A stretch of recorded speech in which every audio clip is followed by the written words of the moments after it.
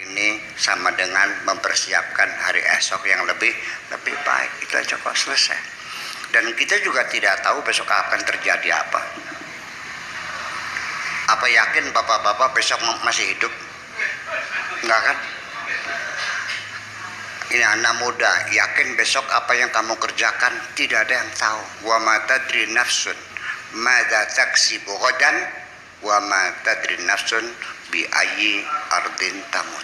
Tidak ada seorang pun yang tahu besok apa yang akan dikerjakan, dan tidak ada seorang pun yang tahu kamu mau mati di mana. Jadi ya sudah, kalau tidak tahu jangan dipikirin. Mikirin barang yang tidak tahu kan percuma. Jadi mikir nganggur kan. ya udah aja, sepujari Gusti Allah baiklah. Kan gitu, menjadi aman.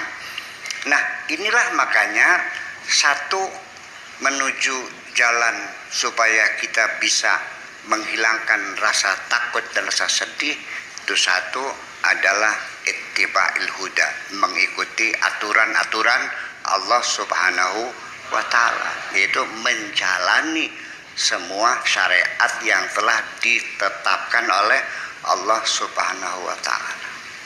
Wa man tabi'a hudaya fala khaufun 'alaihim wa lahum yahzanun.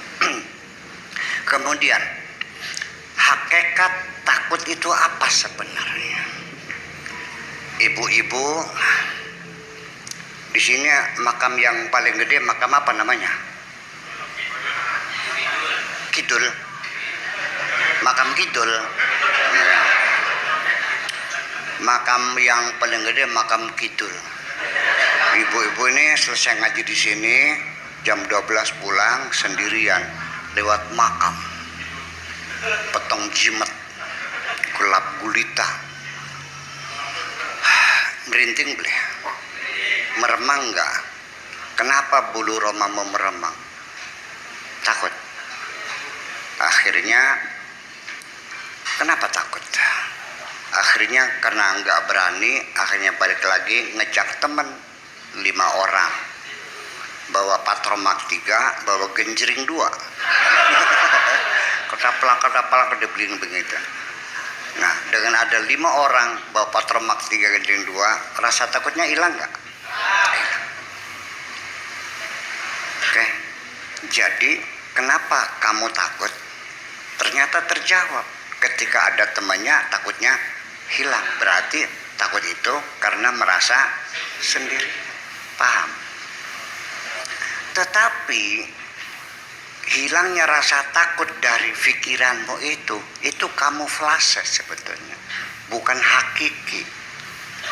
Coba kita buktikan, andai kan benar-benar ada macan, benar-benar ada macan, mau ini 5 orang yang nganter ini lari masing-masing membela kamu.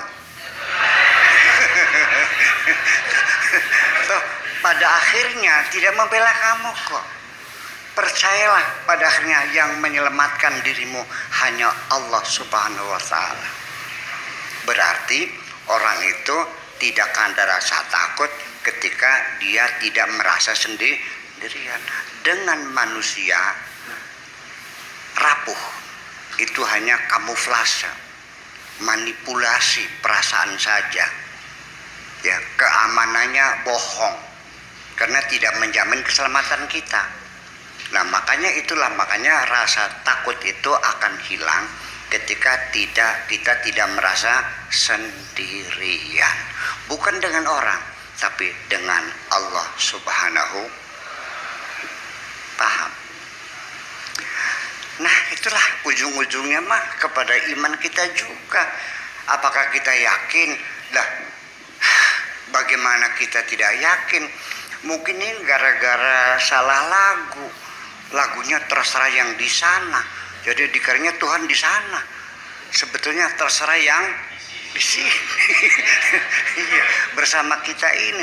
Aqrabu min hablil warid, lebih dekat dari urat nadi, lebih dekat dari urat nadi itu inti ya, inti kehidupan kita adalah urat nadi. Kalau Allah lebih dekat jadi di mana? Ya di dalam diri kita ini, dalam kehidupan kita ini bersama kita.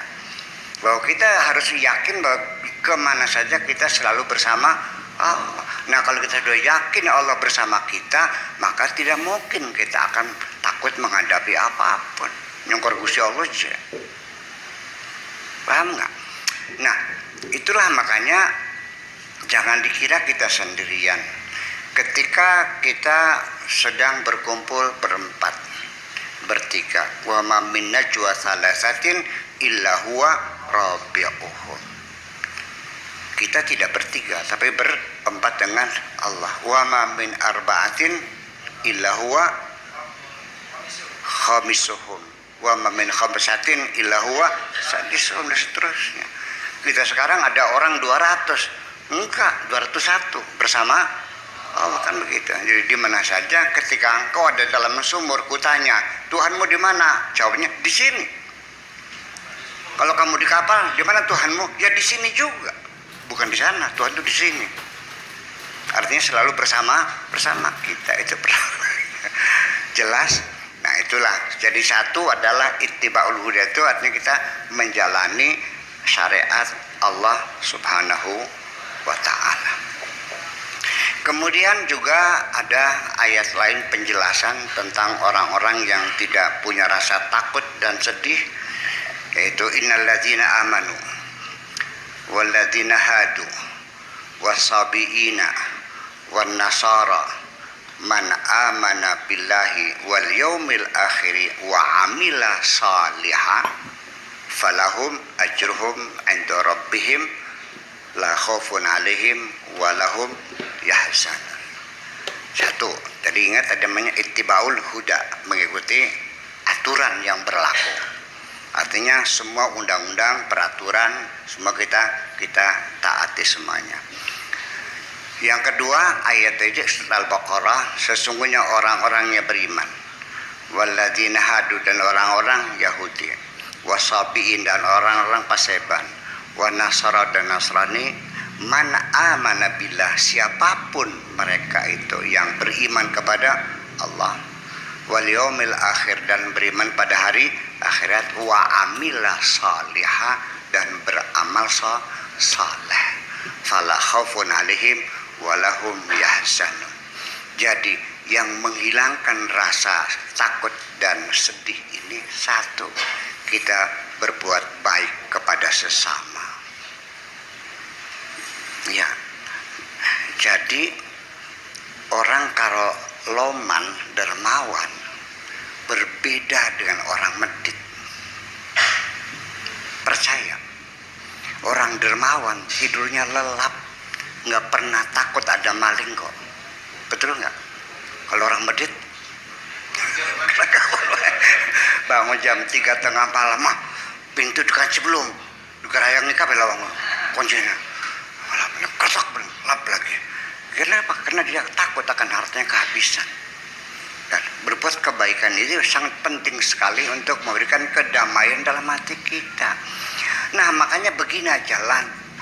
Mungkin tidak semua orang bisa menolong orang lain. Mungkin tidak semua orang bisa membantu orang lain. Mungkin tidak semua orang bisa membahagiakan orang lain. Dia hanya bisa cukup untuk makan sendiri. Nggak masalah. Kalau engkau tidak bisa membahagiakan orang lain, ya minimal lah jangan menjahati orang lain. Minimal jangan menyakiti orang lain. Karena kenapa? Di balik kebaikan-kebaikan yang kita lakukan kepada sesama ini, itu ada satu kebahagiaan yang luar biasa. Bapak-bapak makan sate enak nggak? Rasa enaknya di mana? Di lidah. Kalau sudah masuk tenggorokan, sama nggak dengan makan tempe? Sama.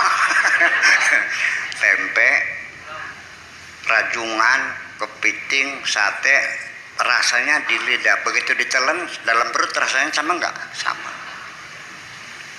Kita melihat sesuatu yang indah, perempuan yang cantik jelita, mungkin kita senang.